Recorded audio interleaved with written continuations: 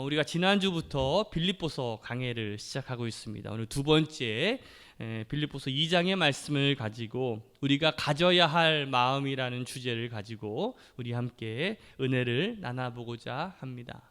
7대 불가사리 가운데 그 이스터 섬의 멸망에 대한 이야기가 있습니다. 이 이스터 섬은 저기 그 돌 얼굴에 있는 석상처럼 저기 모아이 석상이라고 부르는데 그 모아이 석상이 유명한 섬으로 우리에게 알려져 있죠. 아마 여러분들 한 번쯤은 보신 적이 있으실 거예요. 이 이스터 섬은 그 칠레의 그 남태평양에 있는 섬입니다. 그러니까 우리나라의 크기로는 안면도 섬하고 좀 비슷해요. 이 섬이 1722년 그 네덜란드 탐험가에 의해서 발견하게 되는데 부활절 아침에 발견을 하게 돼요. 그래서 그 섬의 이름을 부활절을 뜻하는 이스터라고 부르게 되었어요. 한때 이 섬이 한 3만 명 정도 넘는 그러한 주민이 있는 섬이, 그러니까 굉장히 큰 섬이죠. 나무가 울창하고 숲이 울창해서 동물과 또 가축 여러 가지 풍족한 자원들이 있었던 섬이었습니다. 그런데 이 네덜란드 탐험가가 이 섬에 도착할 때쯤 되니까 고작 한 3,000명 정도밖에 이 주민이 남아있지 않았던 거예요. 그리고 그 울창했던 숲이 다 사라지고 황폐하고 적막한 섬이 되었습니다. 그럼 왜 이 풍요로웠던 이 섬이 왜 죽어가는 섬, 황폐한 섬이 되었을까? 바로 저 모아이 석상 때문에 그래요. 그 모아이 석상으로 유명했던 그 섬이 그 모아이 석상 때문에 멸망하게 되었다라는 것이죠. 그러니까 이 섬에는 세 부족이 살고 있었대요. 근데 이제 풍요가 계속되자 종교적인 의미로, 주술적인 의미로 석상을 만들기 시작합니다. 그러니까 처음에는 작은 석상을 만들기 시작하다가 나중에는 10톤 이상의 돌 석상을 만들기 시작합니다. 그러니까 세 부족끼리 그 석상을 만들기 위해서 막 서로 막 치열하게 경쟁하는 거예요. 그 A라고 하는 부족이 요만한 석상을 만들면 B라고 하는 부족은 그거보다 좀 더 크게, 또 C라고 하는 부족은 그거보다 더 크게, 그러다 보니까 10톤에 이르는 큰 석상까지 만들어 내기 시작합니다. 이게 섬 중앙에 있는 그 채석장에서 석상을 만들어서 그것을 뭐 작은 석상을 옮기기는 쉽지 않아요. 그런데 점점 부피가 커져갈수록 그 석상을 옮기기가 어려웠어요. 뭐 지금처럼 뭐 기술이 발달한 시기도 아니니까 이제 나무를 베고 거기다가 이제 나무를 이용해 가지고 돌 석상을 이제 옮기기 시작했죠.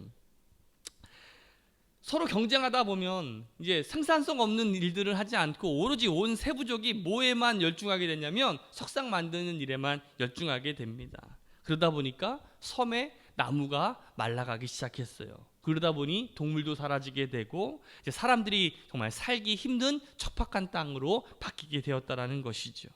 그러니까 이 아름다운 이 이스터 섬이 멸망하게 된 가장 큰 원인은 바로 경쟁에 있었다라는 거예요. 경쟁, 시기와 경쟁했기 때문에 결국 그 섬에 멸망이 왔다라는 것이죠. 어떤 공동체도 마찬가지입니다. 그 시기와 분쟁이 오염되면 바로 그 공동체는 와해되고 무너지는 것을 우리는 주변에 잘 보게 됩니다. 결국 우리 이 공동체가 살아남을 수 있는 길은 어떻게 하면 우리가 한 마음으로 협력하고 우리가 한 뜻을 지키면서 살아갈 수 있느냐라는 것이 오늘 이 이야기가 오늘 우리 새로남교회 공동체에 참 주는 중요한 메시지가 있다라고 저는 생각이 들어요. 바로 한 마음을 품으라라고 말씀하고 있어요. 오늘 이 빌립보서 2장의 말씀을 통해서 우리가 가져야 될 첫 번째 마음은 한 마음을 가져라라는 것이죠. 지난 시간에도 사도 바울은 그 빌립보 교인들에게 한 마음을 그리고 협력을 촉구했습니다. 근데 오늘 본문에도 똑같이 동일한 말씀을 하고 있는 거예요. 우리 2절 말씀을 같이 한번 읽어볼까요? 마음을 같이하여 같은 사랑을 가지고 뜻을 합하여 한 마음을 품으라라고 말씀하고 있어요. 그러니까 사도 바울은 계속해서 강조하고 반복해서 계속 한 마음을 갖고 한 뜻을 갖고 서로 협력할 것을 촉구하고 있죠. 그러면 왜 사도 바울은 이렇게 한 마음을 가지라라는 것을 강조했을까요? 만약에 이 빌립보 교회에 한 마음을 갖고 잘 협력하고 잘 그 공동체가 잘 이루어지고 있다면 굳이 이런 이야기를 할 필요가 있었을까?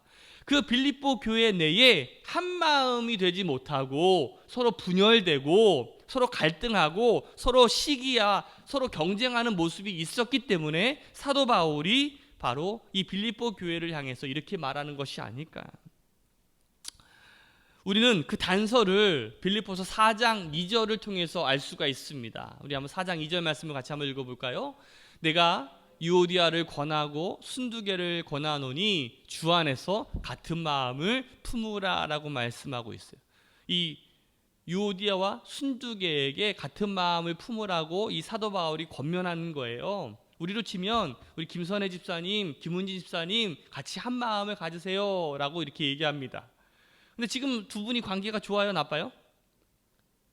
별로 얘기를 안 하는 거 보니까 서로 관계가 나쁘군요. 제가 비유를 잘못 들은 것 같아요.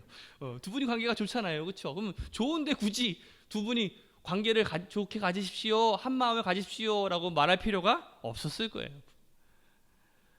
이 유오디아와 순두개라고 하는 이 사람은 여성들입니다. 이 두 여성은 이 빌립보 교회의 중요한 위치를 차지했던 사람이고 이 교회의 중요한 인물이었고 중요한 헌신자라고 할 수가 있겠죠. 오늘로 치면 여성교회 회장 또 여성교회 총무라고 할 수가 있을 거예요. 그런데 문제는 이 사도 바울이 이 두 사람에게 한 마음을 가지세요라고 이야기하는 것은 이 두 사람이 같은 마음을 갖지 못하고 있다는 것이죠. 바로 문제가 있다라는 거예요. 어떤 갈등이 있었다라는 거예요. 성경은 이 두 사람이 도대체 무엇 때문에 갈등이 생기고 한 마음을 갖지 못하는지를 정확하게 알고 있지는 않지만 우리는 그간의 경험을 통해서 우리는 짐작할 수 있습니다. 아마 김장 때문에 싸웠을 거예요. 아마 젓갈 문제를 가지고. 아마 이 중에 한 사람은 강원도 사람이고 어느 한 사람은 전라도 사람이었겠죠. 그래서 김장에 젓갈을 넣어야 되느냐 말아야 되느냐 아마 이 문제 가지고 심각하게 갈등하고 싸웠을 것입니다.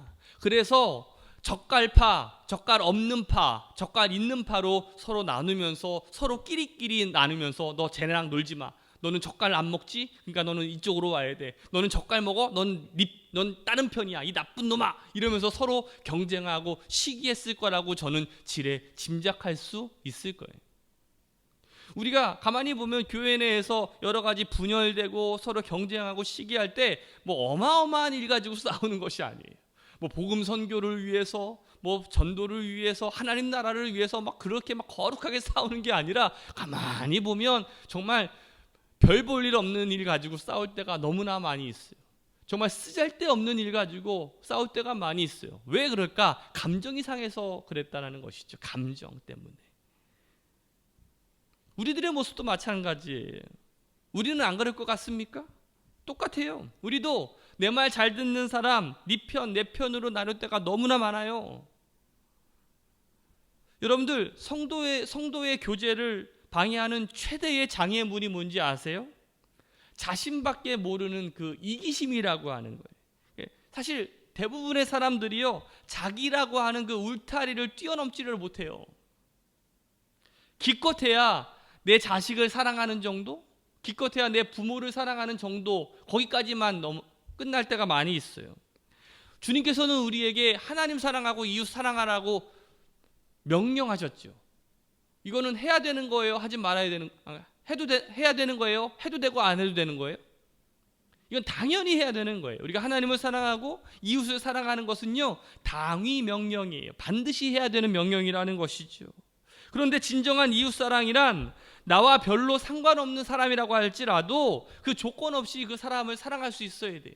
그러니까 내 이웃이 내 자식과 내 부모가 그냥 이웃이에요? 아니죠. 그건 당연한 거고 그 너머에 있는 사람까지도 우리가 사랑할 수 있는 마음을 가져야 됩니다. 이런 사랑이 나오기 위해서는 먼저 이웃의 가치와 소중함을 깨닫는 것이 중요해요. 옆 사람에게 그 상대방에게 중요한 가치가 있다. 너는 소중한 사람이다라고 하는 것을 우리가 바라볼 때 그 사람에게 사랑하고 싶은 마음이 생기는 거죠. 그래서 그 상대방에게 우리가 이웃을 사랑하고 상대방을 섬기기 위해서는 먼저 겸손한 마음이 필요합니다. 그래서 사도 바울은 겸손한 마음으로 남을 낮게 여기라라고 말씀하고 있어요. 그래서 우리가 두 번째 우리가 가져야 될 마음은요, 겸손한 마음을 가져야 돼요. 우리 한번 따라합시다. 내가 먼저 겸손하겠습니다. 우리 3절 말씀 한번 읽어볼까요? 같이 읽어봅시다. 시작. 아무 일에든지 다툼이나 허용으로 하지 말고 오직 겸손한 마음으로 각각 자기보다 남을 낮게 여기고. 그러니까 사도 바울이 다툼이나 허용으로 하지 말고 오직 겸손한 마음으로 다른 사람을 어떻게 하래요? 높이 여겨주래요. 높이 여겨주래요. 여러분들, 다른 사람을 높일 것도 없이요, 우리가 겸손하려면 내가 낮아지면 돼요. 한번 따라합시다. 내가 낮아지겠습니다. 내가 무릎을 꿇고 내가 낮아지면 상대방은요, 어떻게 해요? 저절로 높아지게 되어 있어요. 내가 무릎을 꿇으면 되는 거죠. 요한복음 13장에 보면 예수님께서 제자들의 발을 씻겨주시는 장면이 나와요. 이것은요, 예수님이 어떻게 보면 겸손의 삶을 대표적으로 나타내는 사건인데, 사실 그 당시 사회와 문화에서 이 발을 씻긴다라는 것은 어떤 의미가 있냐면, 그 역할을 하는 사람은 종이나 하인이 하는 역할이었어요. 그런데 그런 일을 지금 누가 하고 있는 거예요? 주님, 하나님의 아들이신 그 예수 그리스도, 그 제자들이 있다는 것은 스승 아니겠어요? 그 스승이 제자들의 발을 씻긴다라는 것이지요. 이것은 있을 수도 없는 일이에요. 그런데 그럼에도 불구하고 주님께서는 그 제자들의 발을 손수 씻겨 주셨어요. 그러면서 주님께서 우리에게 이렇게 명령하십니다. 먼저 발을 씻겨주신 그 겸손의 모습을 먼저 보여주신 다음에 이렇게 우리에게 명령하고 계시는 거예요. 요한복음 13장 14절과 13장 14절과 15절 말씀에 보면 한번 들어보세요. 내가 주와 또는 선생이 되어 너의 발을 씻겼으니 너희도 서로 발을 씻기는 것이 옳으니라. 내가 너희에게 행한 것 같이 너희도 행하게 하려 내가 본을 보였노라 라고 말씀하고 있어요.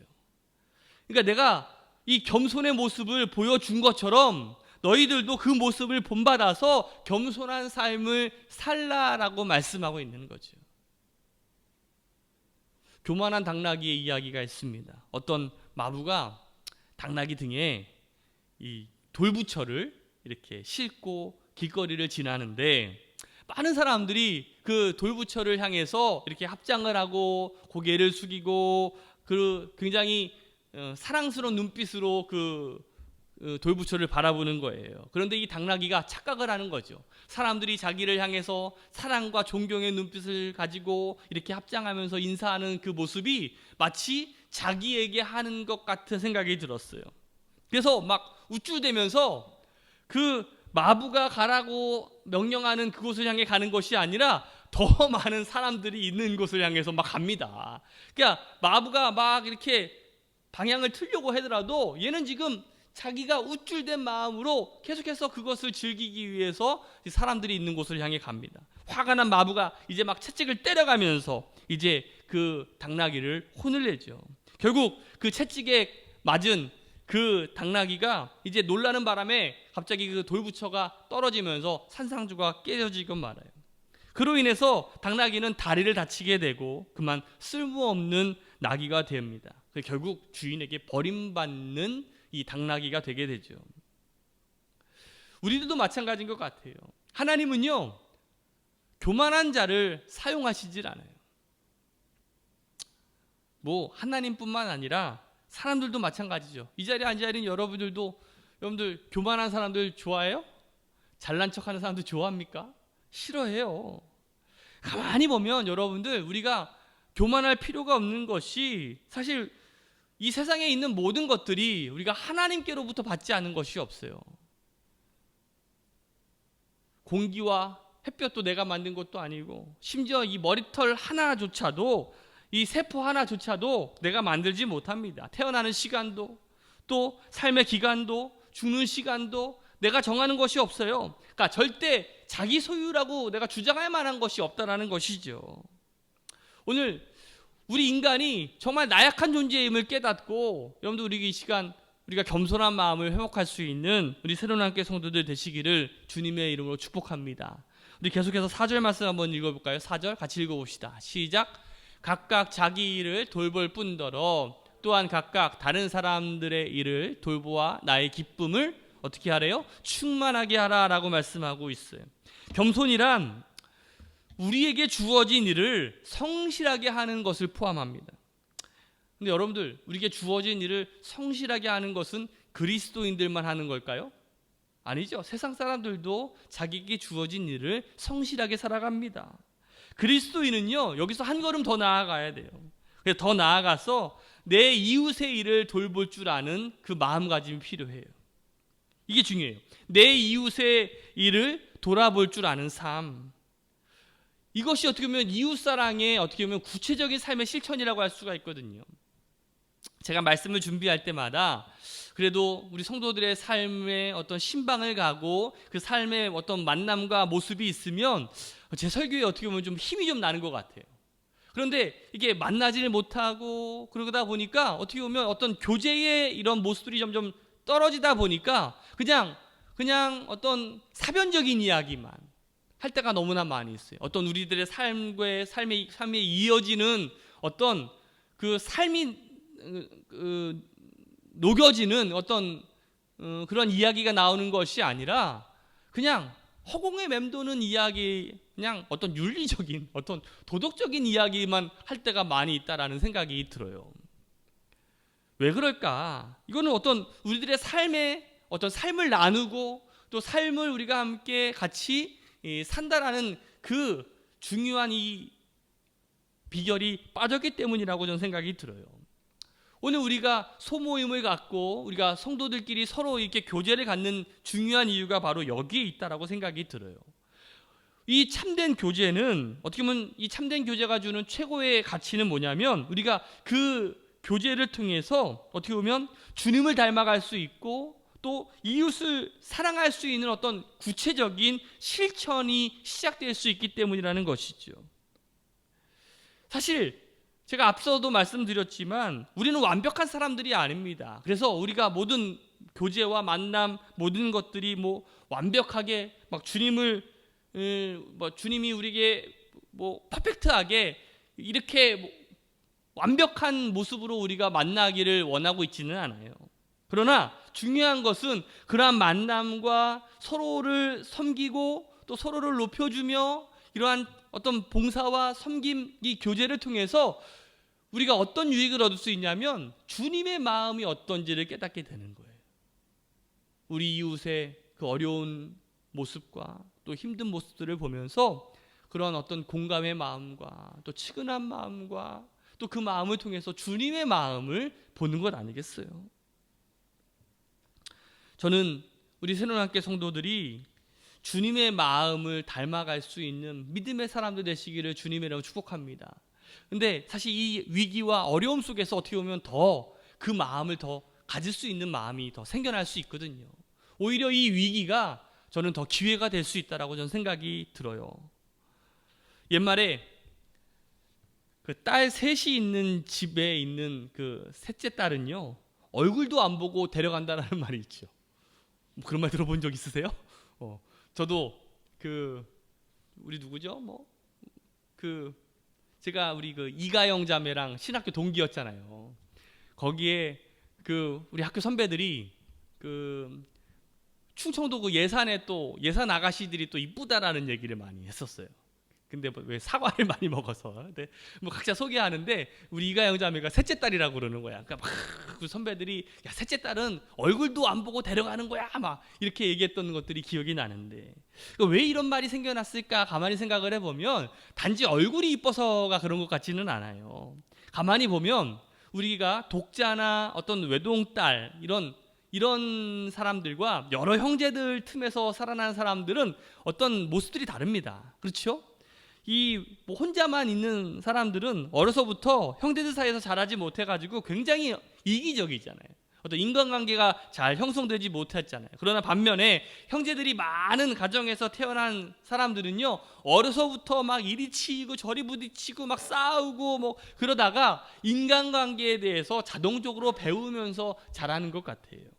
그래서 양보를 배우고 용서와 화해를 배운다는 것이죠. 그러니까 가만히 보면 얼굴이 이쁘다라기보다는 마음이 이쁘다라는 것이죠. 그래서 나를 더 이해해주고 좀 더 잘 살펴줄 수 있다는 것 아니겠습니까? 위기는 오히려 우리에게 도움이 됩니다. 인격적인 성숙과 또 영적인 성장을 우리가 얻을 수 있다는 것이지요. 그렇기 때문에 나랑 잘 맞지 않는다라고 해서 그 교제를 기피해서는 안 돼요.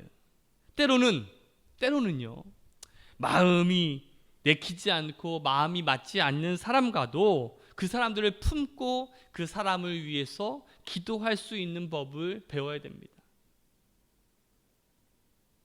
나랑 마음이 맞지 않고 또 마음이 내키지 않는 사람과 교제하는 게 쉬워요, 어려워요? 솔직하게 어렵죠. 그런데 주님은 그렇게 우리에게 하라라고 말씀하고 있어요. 그게 진정한 주님이 원하시는 교제라는 것이지.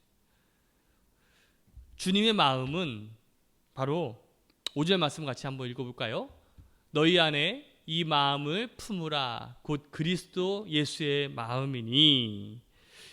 저는 이 주님이 우리가 가져야 될 이 마음이 주님의 마음인데, 저는 이게 바로 십자가의 은혜라고 저는 생각이 들어요. 하나님이 친히 인간이 되어서 이 땅에 인간의 모습으로 오셨잖아요. 그리고 우리 인간을 구원하시기 위해, 우리를 인간을 사랑하시기 위해서 정말 자신이 할 수 있는 최고의 사랑을 우리에게 보여주셨습니다. 그게 어떤 사랑입니까? 목숨을 다하는 사랑이었어요. 목숨을 다하는 사랑보다 더 가치 있는 사랑이 어디 있을까? 누가 나를 위해서 죽을 수 있을까? 쉽지 않은 일입니다. 그런데 십자가라고 하는 것은 하나님께서 우리를 정말로 사랑하신다라는 것을 실천적인 삶의 모습으로 우리에게 보여주신 것 아니겠어요? 우리가 주님의 마음을 갖기 위해서 우리가 두 가지를 우리가 생각해 볼 수 있어야 돼요. 먼저 첫 번째는 뭐냐면, 너도 하나님이 사랑하신다라는 거예요. 우리 옆 사람한테 한번 인사합시다. 너도 하나님이 사랑하신대. 여러분, 이 마음이 중요해요. 하나님이 나만 사랑하는 게 아니라 하나님이 너도 사랑한다라는 거예요. 주님이 그들을 사랑하신다라는 거예요. 주님은 한 영혼을 사랑하시고 귀하게 여기십니다. 하나님은요, 어느 한 사람만 사랑하시고 어느 한 사람은 미워하시는 것이 아니에요. 한 사람은 이 사람도 사랑하시고 저 사람도 사랑하셔요. 저 사람에게는 내가 가까이 가기 싫고 좀 교제하기 어려운 그 사람도 포함되고 있다는 거예요. 그런데 주님은 그 사람도 사랑하고 있다는 사실이에요.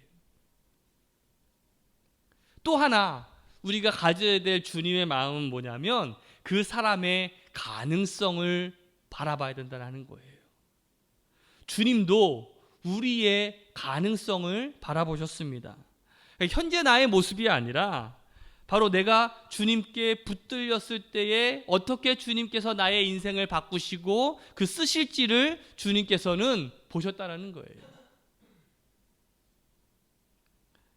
예수님께서 맨 처음 베드로를 만나셨을 때 뭐라고 말씀하셨는지 여러분들 아세요? 요한복음 1장 42절 말씀에 보면, 내가 요한의 아들 시몬이니 장차 게바라 하리라. 이 베드로를 게바라고 불러주셨어요. 게바가 뭐냐면 바위, 반석이라는 뜻이에요. 여러분들, 어떤 사람을 향해서 야, 너 참 바위 같은 사람이야 라고 이야기할 때, 예를 들어서 최재호 집사님 향해서 바위 같은 사람이야 라고 하면 바로 이미지가 딱 뜨잖아요. 뭐해도 흔들리지 않을 것 같은 사람, 그렇죠? 든든할 것 같은 사람. 그러니까 아무리 막 밀고 뭐해도 흔들리지 않는 것이라는 거예요. 그런데 여러분들, 베드로의 모습을 여러분들 잘 아시잖아요. 우리가 그동안 베드로에 대해서 듣고 배운 게 있는데, 근데 이 베드로의 모습이 그 반석 같은 그 게바와 같은 모습과 같습니까? 아니에요. 이 베드로는요, 다혈질 같은 사람이었고요, 감정적인 사람이었어요. 그냥 럭비공처럼 어디로 튈지 모르는 그런 사람이었어요. 촐싹촐싹거리는 사람이었어요. 언제 갑자기 막 그냥 주님, 내가 주님을 위해서 목숨까지도 걸겠습니다, 그러다가 막 주님 뭐 배반하고 막 주님 그러지 마십시오, 뭐 주님 그리스도시요 살아계신 하나님의 아들이십니다 라고 막 얘기하다가도 갑자기 주님께서 십자가를 지실 때 절대 그럴 수 없습니다, 막 그냥 그것이 막 엄청난 시일이 지난 다음에 이야기하는 것이 아니라 불과 얼마 되지 않았어. 주님께서 폭풍우 가운데 바다 위를 걸어오시는 장면을 보면서 나도 걸어가게 하여 주세요 라고 하다가 막 그냥 풍랑이는 그 바닷물을 보고 그냥 놀래서 물속에 빠지는 그 모습을 했던 사람이 바로 베드로입니다. 근데 그 베드로를 주님께서는 제일 첫 번째 만남에서 게바, 반석이라고 불러주셨다는 거예요.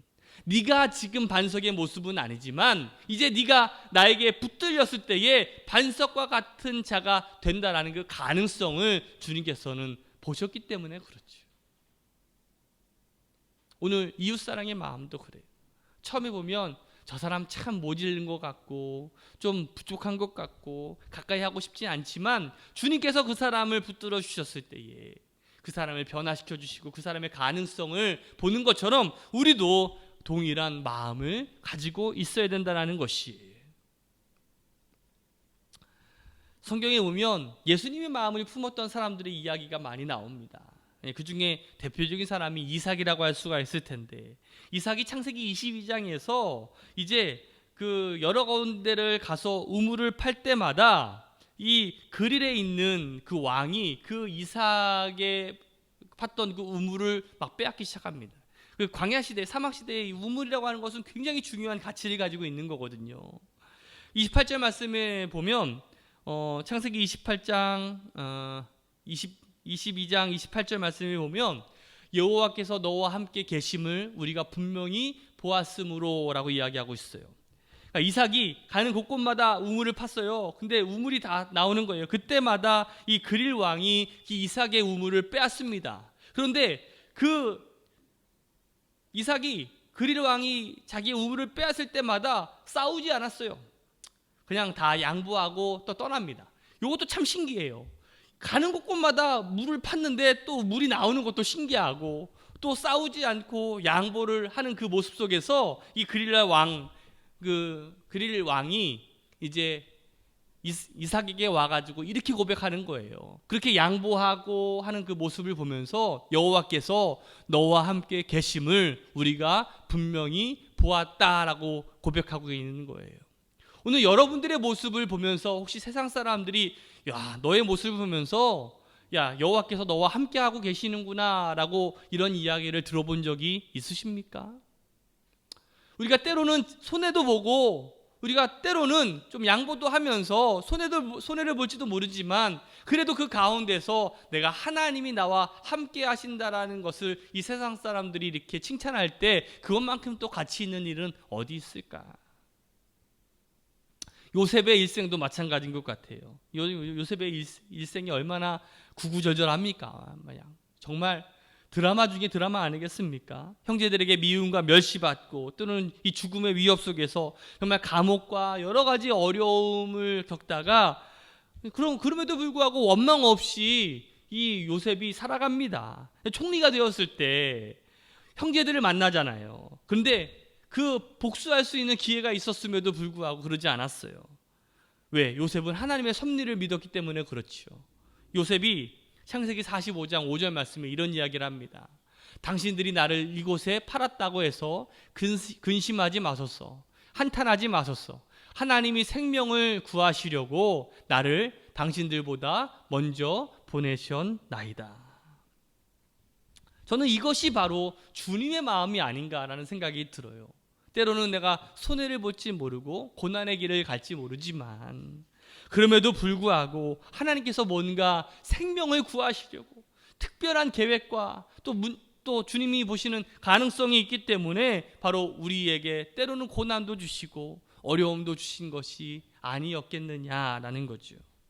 우리가 오늘 이 말씀을 통해서 우리 새로운학교의 성도들이 한 마음을 품고 또 겸손한 마음을 가지고 우리가 주님의 마음을 가지려고 할 때 우리 새로운 교회 공동체가 더욱 아름다운 기쁨의 공동체가 될 줄로 믿습니다. 그리고 우리가 이러한 교회 공동체를 만들어가는 우리 믿음의 우리 새로운 학교 성도 식구들이 되시기를 주님의 이름으로 축복합니다. 기도하겠습니다.